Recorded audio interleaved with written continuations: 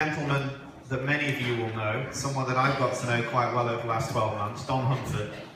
Don Hunford is an amazing man in many ways because he has a relationship with badgers which is closer and more in depth than probably anyone I know in this country today. He has a wonderful place, his home, where he has badgers in a beautiful piece of woodland that he protects and owns with a hive within 40 minutes of London, which is unique. He's watched our badgers, I think, in this particular part of the world for over 40 years. Much more than that. Well, 50, 60 years, Don, you'll tell us in a moment. More than my lifetime. Documented their daily lives, how they've changed, their ecology, their behaviour, and he's given probably thousands of people, maybe at least hundreds of people, an opportunity to go there over the years and have this wonderful encounter with these animals, which is life-changing, I think, if you get an experience to do it. And it's a real pleasure to have Don to come and tell us today about his badgers, about his story, and about his experience. Ladies and gentlemen, welcome Don Hunford. Thank you.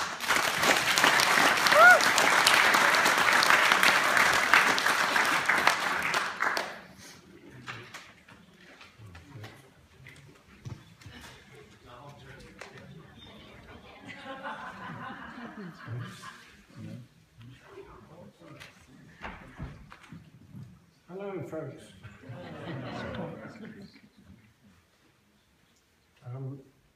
After that build-up, I don't think it's easy to follow, but when Renee asked me if I could give the experience, the benefit of the experience of a long period of badger watching, and she said 60 years. It's more like 65. And she said, well, what would you call the talk? So I thought, well, I said, Essex Badgers. And then I thought afterwards, well, that was a bit naive to give that rather simple explanation, because it would excite in your mind the idea that I was going to talk, explain why Essex badgers were different from any other badgers. And as far as I know, the whole of the badger species, Meles, which literally means the honey person, is right the same from Ireland in the west through to the islands of Japan in the east of Asia.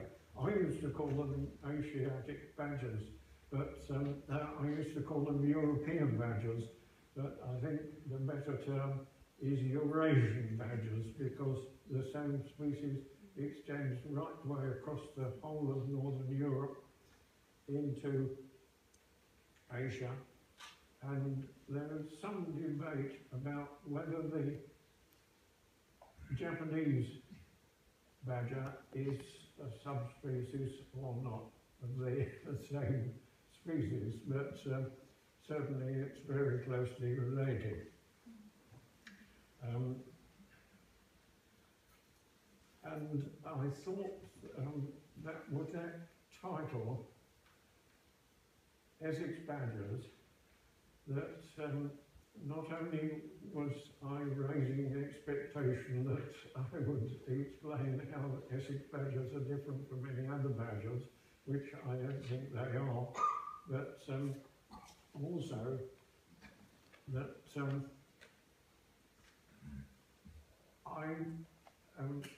my experience of badgers goes back 65 years, but was not started in Essex. It was in an entirely different country, an entirely different county. And so I ought to fill you in a little bit my background. And my childhood years were before the last war to end wars and when war broke out, I was aged 14, and I was a member of the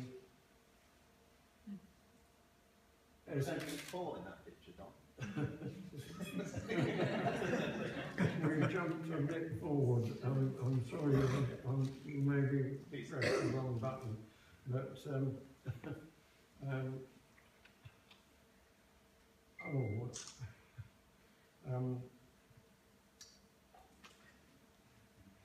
oh dear. I'm afraid I'm feeling a little bit behind with everything at the moment. And the 65 years takes a lot of recalling. But when I was a member of the I was born in Essex, and the Southend-on-Sea, which is down the Thames estuary, and in that position I was a member of the Southend High School, and that school was evacuated to Mansfield in Nottinghamshire with the early stage of the war. I went with them to the Nottingham, and it wasn't there that I encountered badgers in the first place.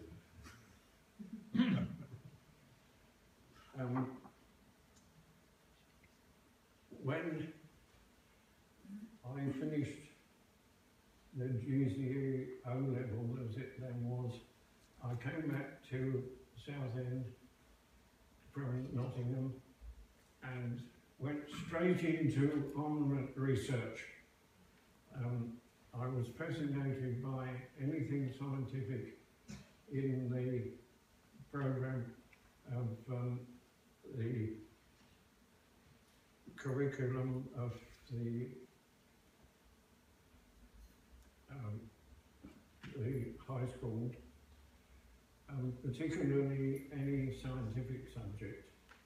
But if someone had said to me at that stage, well, you're interested in the wildlife, so why don't you specialise in, when you get the chance to increase your education, specialise in the biological subjects, either botanical or wildlife. And I said, well, there's no future in that because there's no jobs there and I've got to earn a living. And so I'm working in armament research, which is why this picture is showing me making notes in what we would now call research into weapons of mass destruction. But in those days we call them blockbusters. And there was no doubt that it was to intimidate the civilian population of the other side. But they were doing the same for us, and that was the justification for it all. Well, we went on from there, and when I had my my studies were physics and mathematics rather than botanical, and what's the biology? Biology. I was trying to think of the mammalian zoology. Sorry, that my mind is not at this peak at the moment. But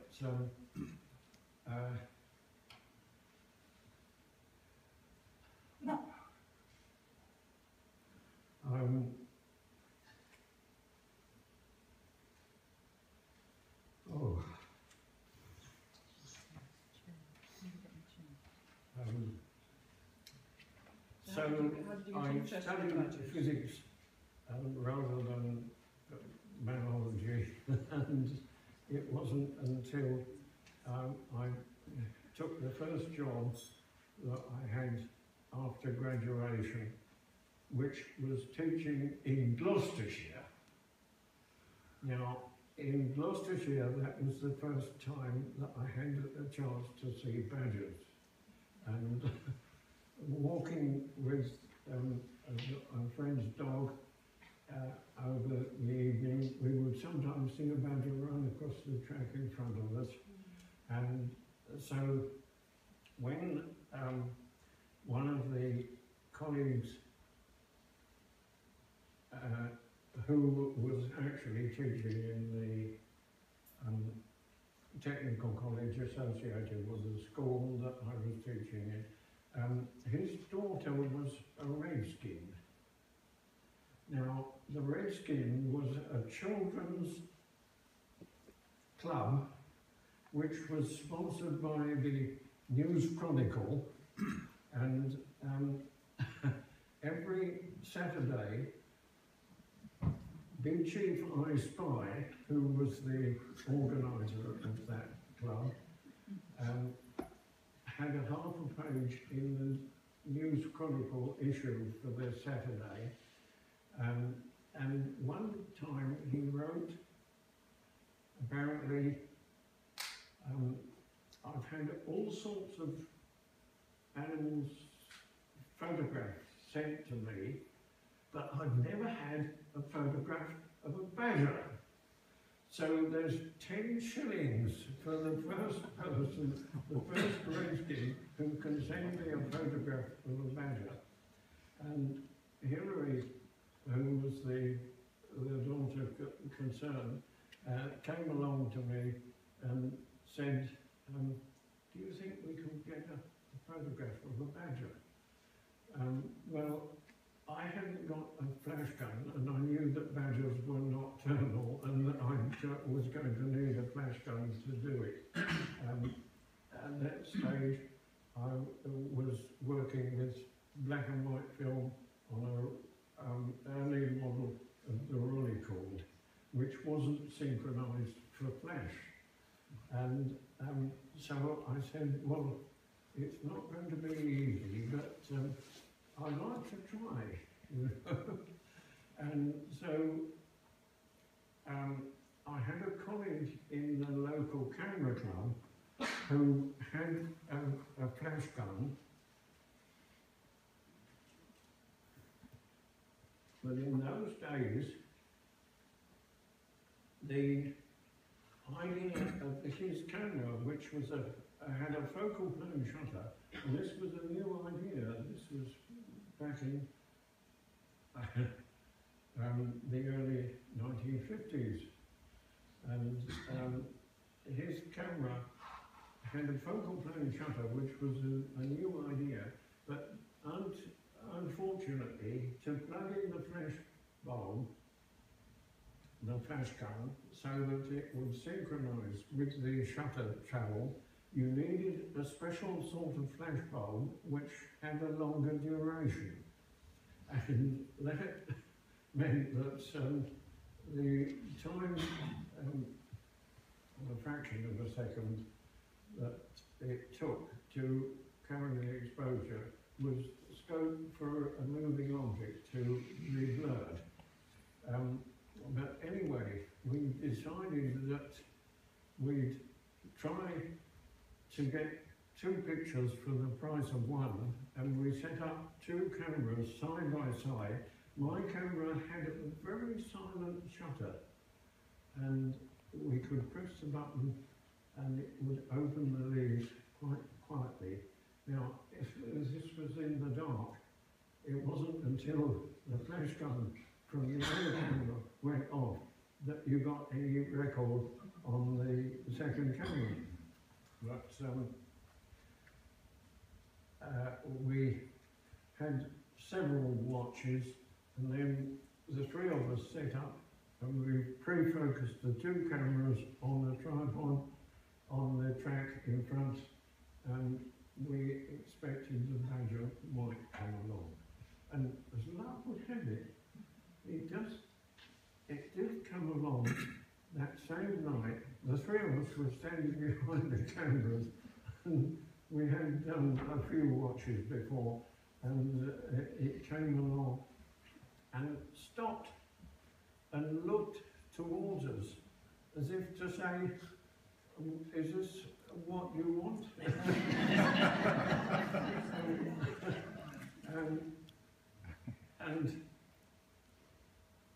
And my shutter was already open, and my colleague pressed his button, and the flash went. Well, it should have gone. Henry said, "Did you get it?" And the badger, of course, shot into the nearest hole, which was just beyond. And we said, "No, the flash didn't go." And my colleague had not used the flash gun for a time, but he proved that it was working by photographing his dog. And apparently, the post-mortem showed that the battery had run down to the extent that it got just enough power to fire one flash, which was the experimental one. And then when it got out into the damp night air, it hadn't got the energy to repeat.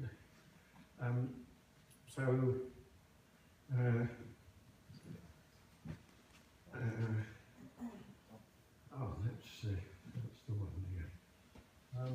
This is Hillary and her brother, and it was the oldest, the only photograph I could find of Hillary, but she was a bit older than that at the time. And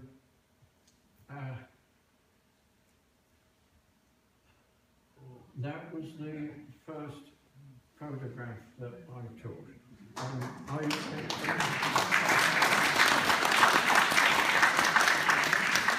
You can see that the badger that's following was blurred, and that was because the extended life of the flash bulb, the one in front had just paused, and so I was able to do a bit of cropping, and that was the photograph that I presented to Hillary to send up to the News Chronicle, and she got a post order for 10 shillings.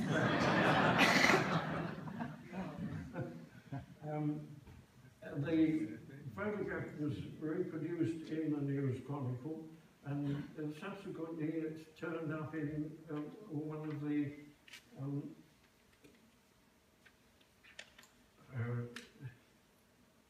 magazines, a magazine that goes for holidays, and I don't know what the text was, but that was the first photograph I took of badgers. When I came back to Essex, then I had to start again, and of course I was looking for a set that had badgers in it, and I contacted the local nature reserve, which was the Belfairs Nature Reserve, which is down in the south of Essex, and that was the first local administered nature reserve that had been set up anywhere in the country, anywhere in the Britain. And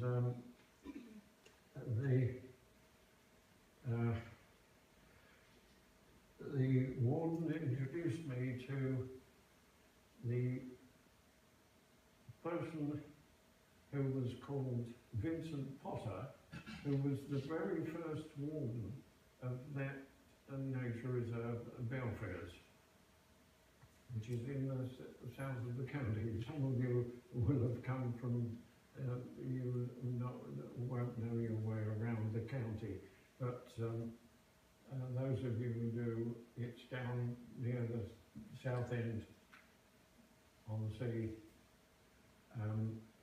and he took me over to Billericay. This was Vincent Potter, and he introduced me to his brother, who was Harry Potter. Now, it wasn't the same Harry Potter that has appeared in recent literature, but Harry Potter in Billericay used to watch badgers in Nosey Wood, which was down in the south of the county. And he introduced me to the Crofts family and their Stella Crofts, who was has since died, but she was a potter specialising in animals, and she used to take a folding seat and sit in London Zoo and make sketches of the animals that she was going to then model. And after a bit, the penny dropped, and I'd been talking about badgers, and she said, "No, I've never modelled a badger." And so I took her along to the set that is now adjacent to the one that I'm watching. And as a result of that, she produced a badger group, which is one of her more famous things that in the meantime, this is the site that your chairman alluded to, which at that time I was visiting with the permission of the then owners, but I've now managed to acquire the piece of woodland that set is in, and that it's part of the territory. There are several sets within that area. And this is how close we got to them. That's paws, and it's spelled Paws,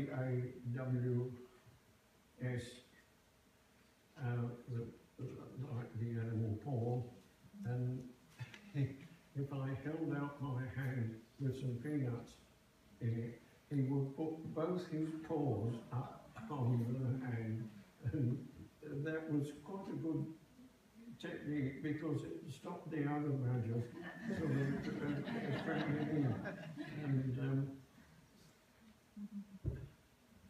And often I'm talking to other people, I received the comment, well, the only badger I've ever seen was lying dead by the roadside, and this was near the Essex Wildlife Trust Reserve at Hanningfield, and it's a straight stretch of road which people tend to go much too fast along, and you do get casualties there.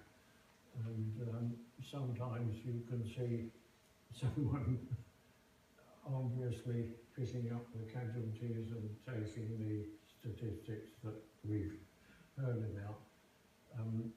That's just weighing the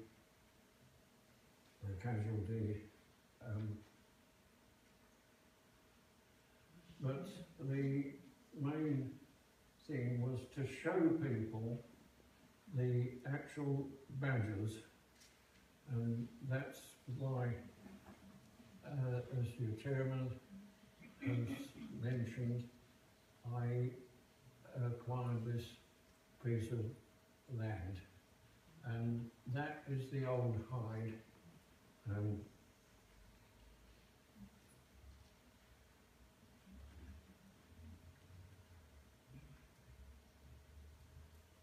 Oh, yes, and that is the then secretary of the Badger Trust.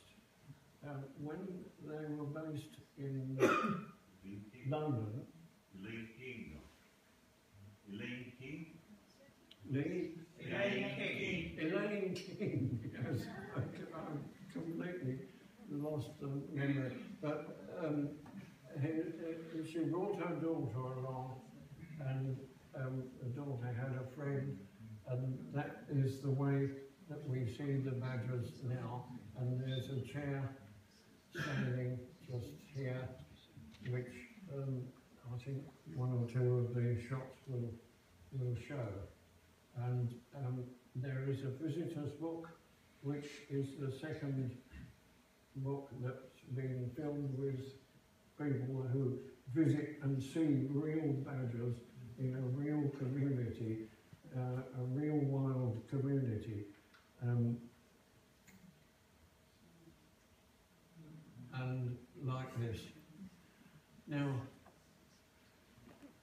since I heard about the meeting that we're at now, and the fact that the conference this year was going to be in Essex, I've been taking quite a lot of photographs in the last month or so, and this one shows that that's sunshine showing on the leaves.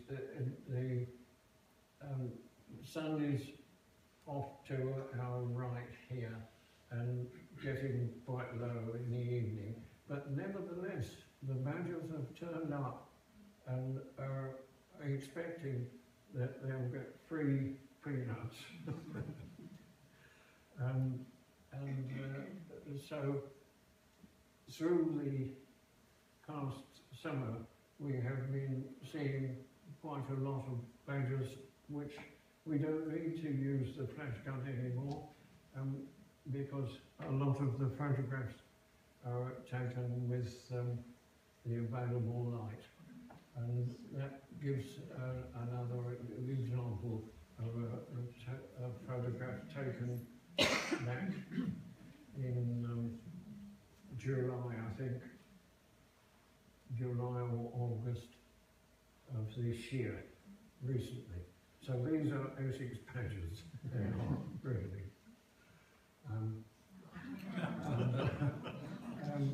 I said to my colleague, I think it was Neil sitting in the front here, I wonder if the honey would come up, and she likes me to be outside. If I had someone in the hide as a visitor, and I have many visitors, and every associate of the Badger Trust is welcome if they're able to get down to telephone through and make an appointment to see the badgers. My hide, the present, will hold up to 4 visitors.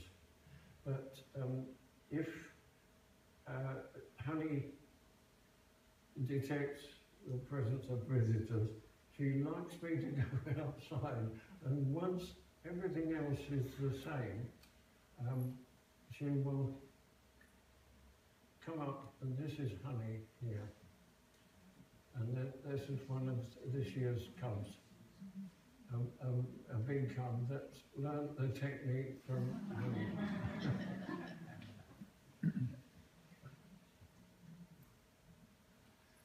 Well, you know the Chinese comment, the British comment that all the Chinese look alike to me.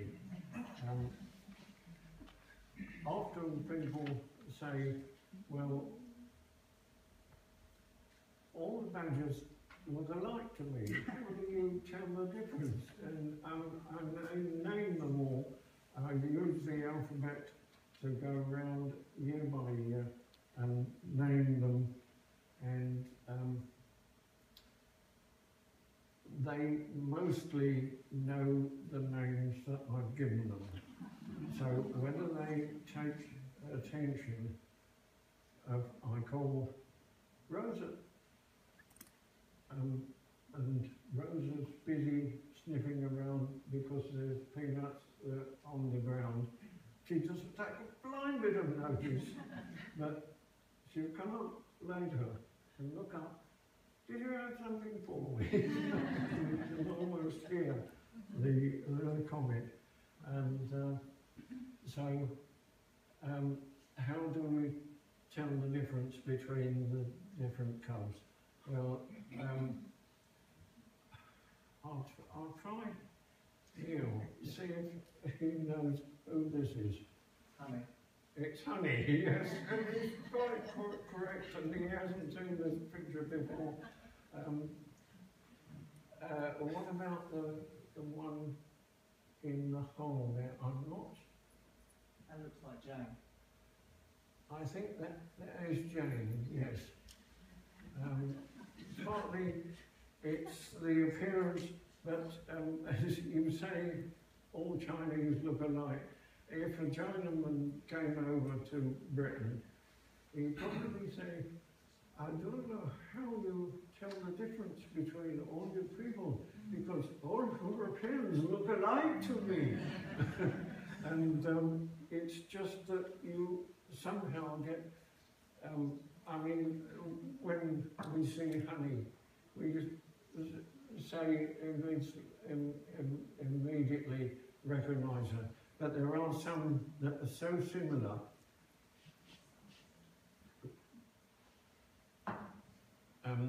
For example, is that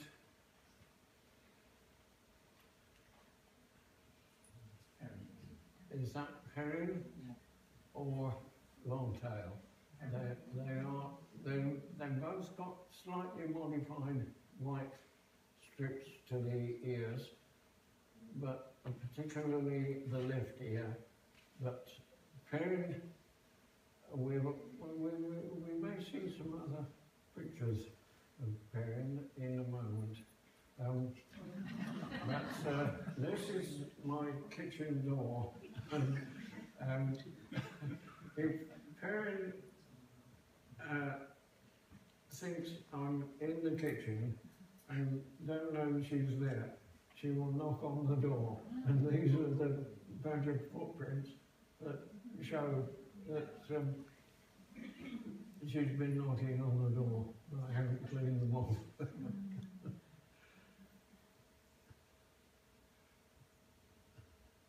Now, we don't only see badgers from the hide, but if you turn up early enough, of course you may see butterflies, and this year has been particularly good for red admirals and comma and peacock. But we also, when it starts to get a little bit dark, we tend to see the long-tailed field mouse or the wood mouse, Abrudinus silverticus. It certainly has a very long tail, and they used to call it the long-tailed field mouse, as distinct from the short-tailed field mouse, which we now call the field vole. So you and they're not too scared of the badgers. They go quite close to the badgers, but if a fox was about, they wouldn't be. In fact, on one occasion, I think Neil remembers that a wood mouse was escaping in one direction and found itself cut off from where it would normally take refuge, and the fox caught it. So the fox is a hunter, but the badgers are not. And the long-tailed field mouse, the wood mouse, it doesn't particularly be worried about the badgers, and we also get some birds down. Now we have a duty robin at the moment who turns up. Frequently the wood pigeon turns up, and the badgers don't take much notice of it, but occasionally one of the cubs will chase it off. But it's not hunting the bird, and the bird knows full well that the badger is not on the hunt. But what the badger was saying is, this is our food, go and find your own somewhere else. So the wood pigeons don't be too worried, and they get quite close to the badgers, and if a fox was around and they knew about the fox, they wouldn't dare to be on the ground. But occasionally, one of the cubs recently has been chasing the pigeon off, and it was simply, this is our food, you know, we're finding the peanuts.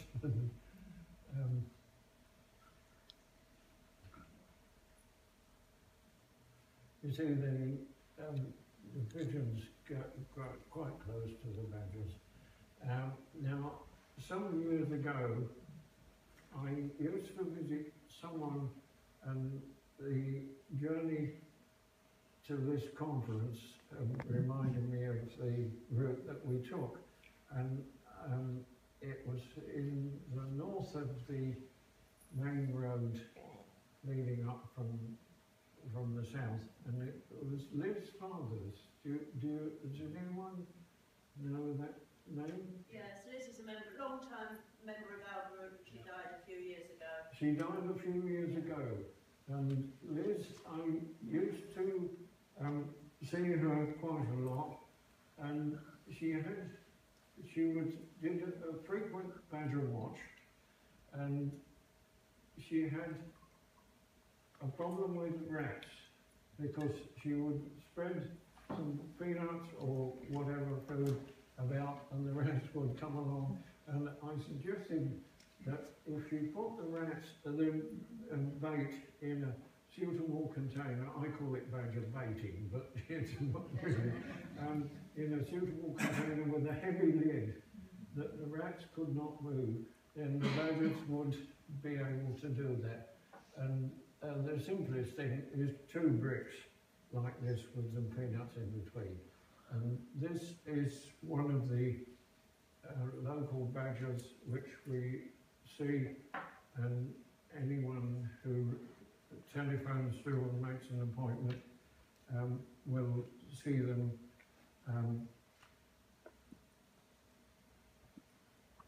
The two are so similar in appearance, are Wendy and Rosa, yes.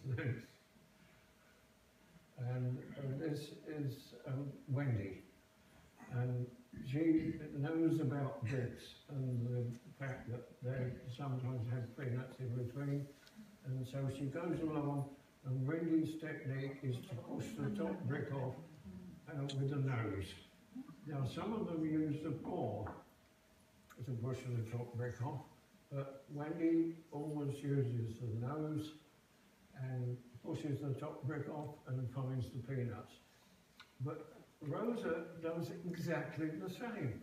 And this is Rosa coming along to on another occasion to the same pair of bricks and pushing the top one off with the nose and finding the peanuts. And the two of them are so similar, they're quite difficult to tell apart. I think if we can look at the identities folder.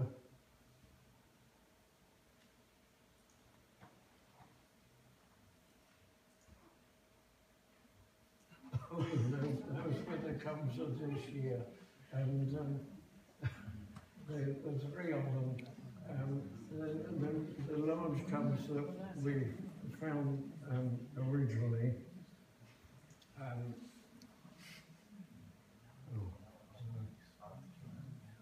We'll go back to that.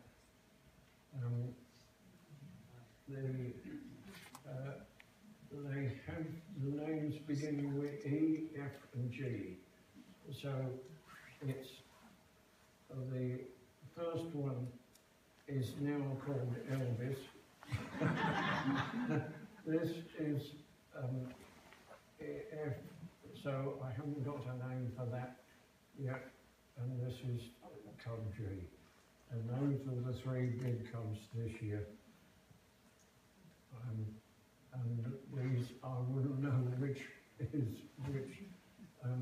Neil may be able to guess, but at this stage they're very difficult to sort out, except by behaviour. The behaviour is a good clue. I'll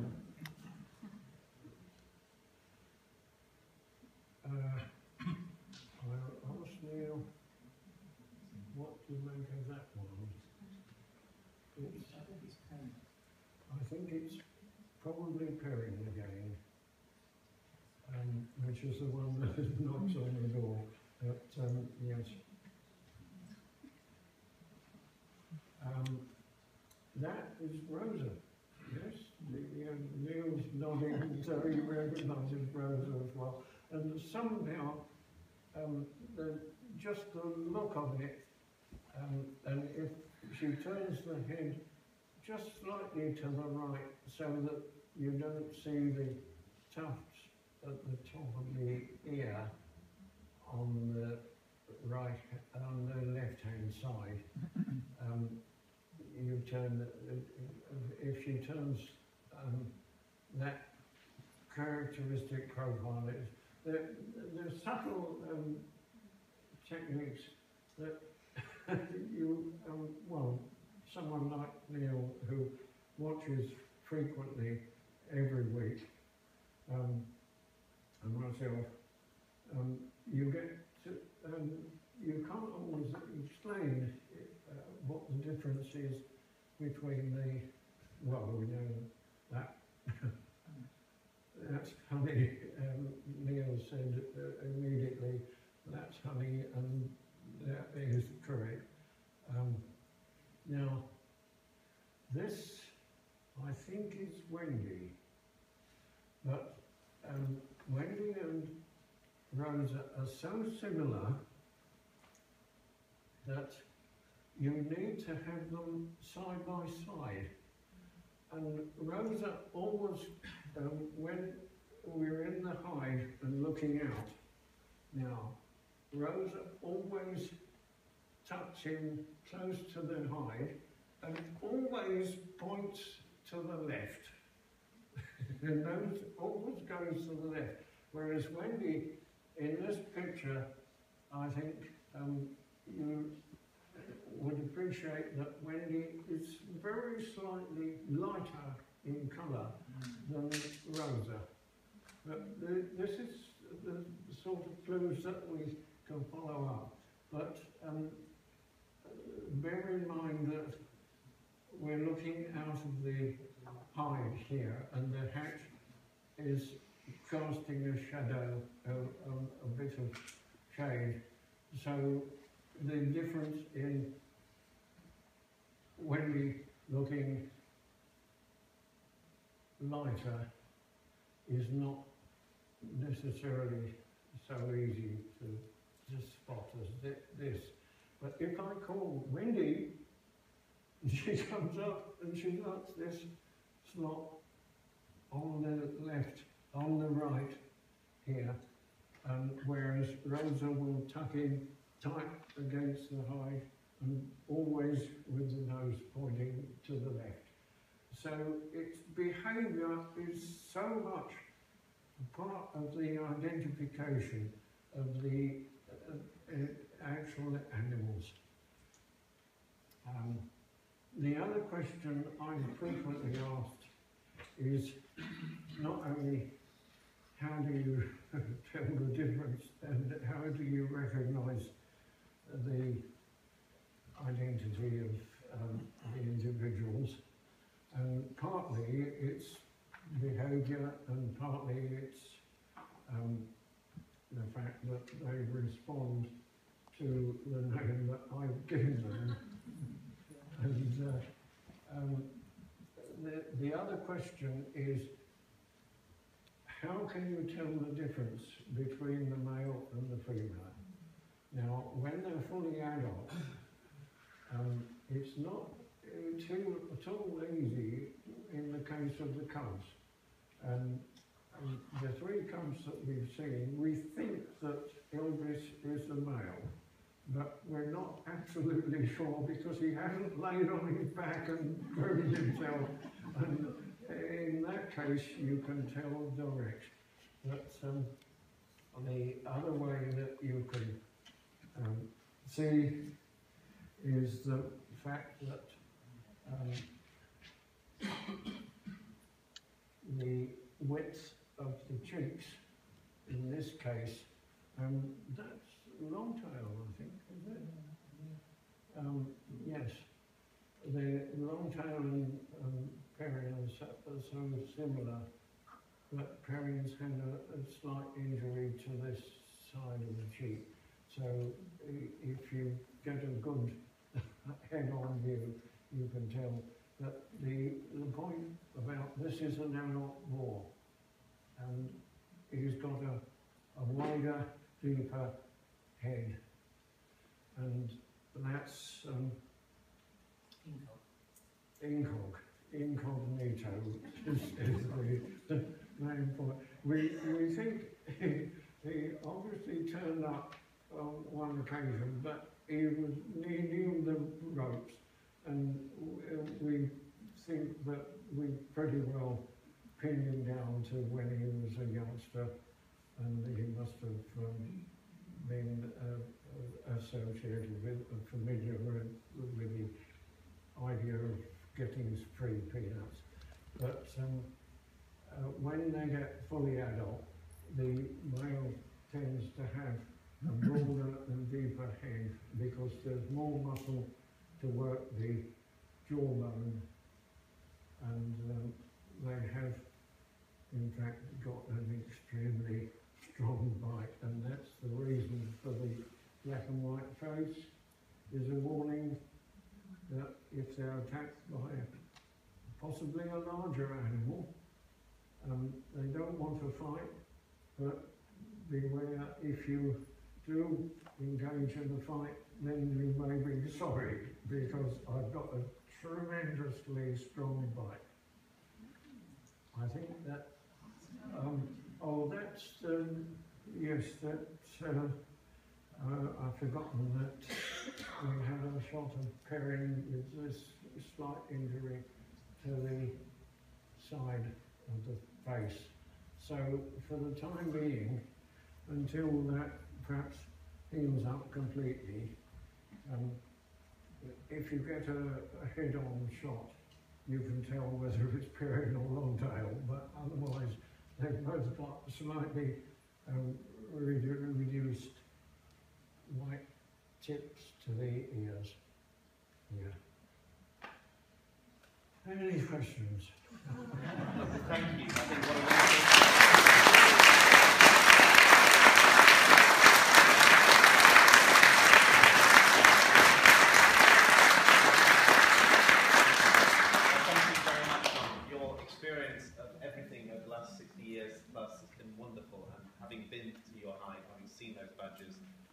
It's an amazing story, amazing relationship, and all that you've learned and passed on to others is wonderful.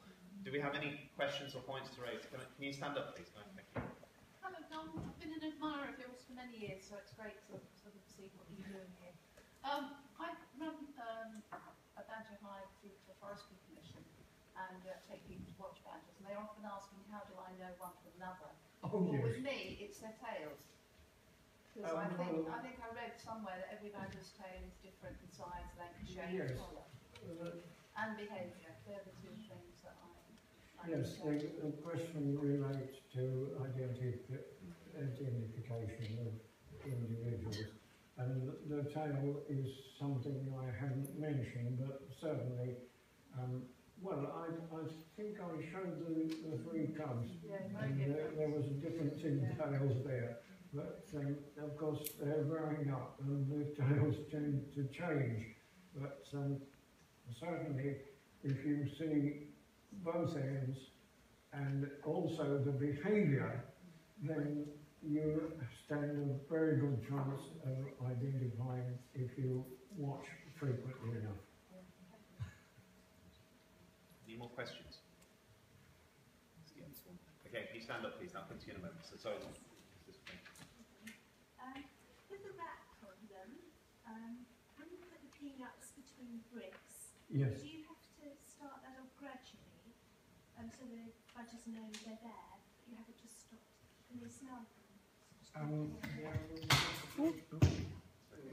Oh, Michael.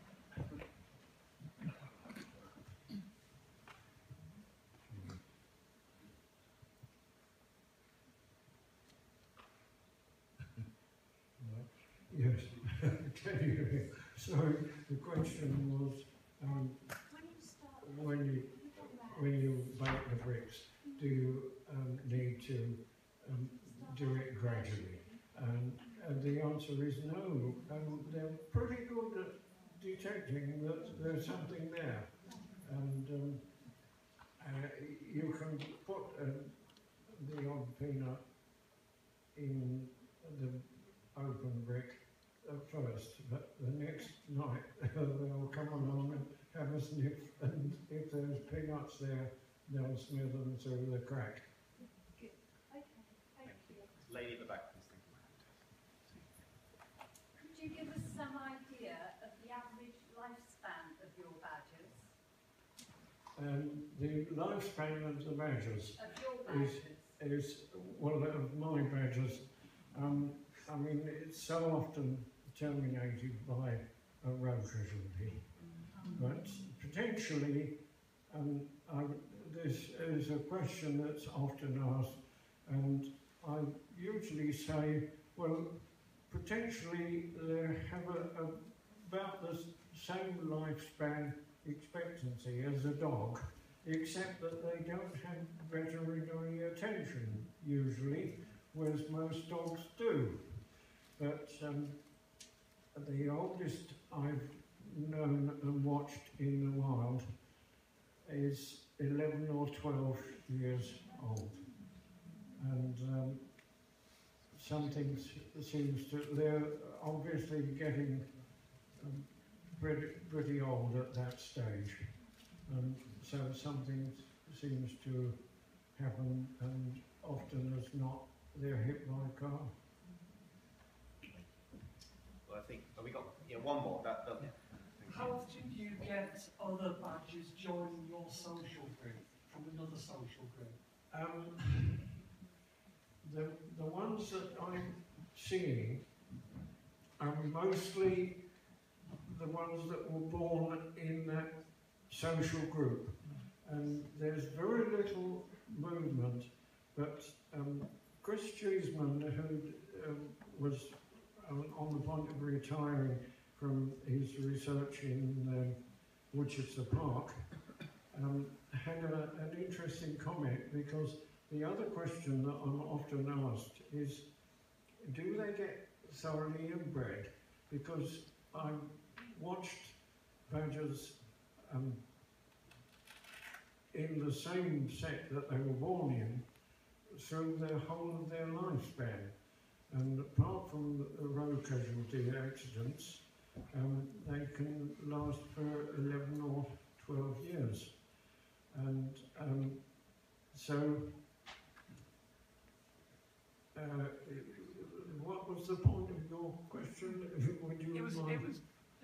you know, how often do you see other badgers coming in Oh, other yes. social groups and becoming part of your social group? Yeah, mostly they're, the question that I'm often asked is, do they therefore get inbred? Because I frequently see them spend the whole of their life in the set that they were born in. And Chris Cheeseman's report was that times a year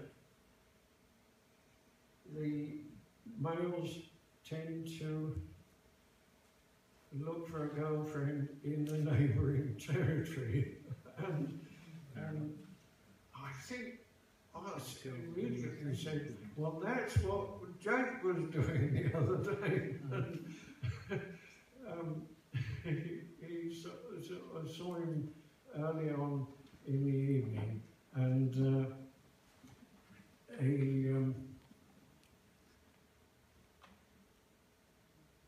was patrolling. I thought he was patrolling the boundary, but he was looking for a girlfriend in the neighbouring territory, and I think that that's how they avoid too close an inbreeding. Well, thank you, Don. Thank you very much.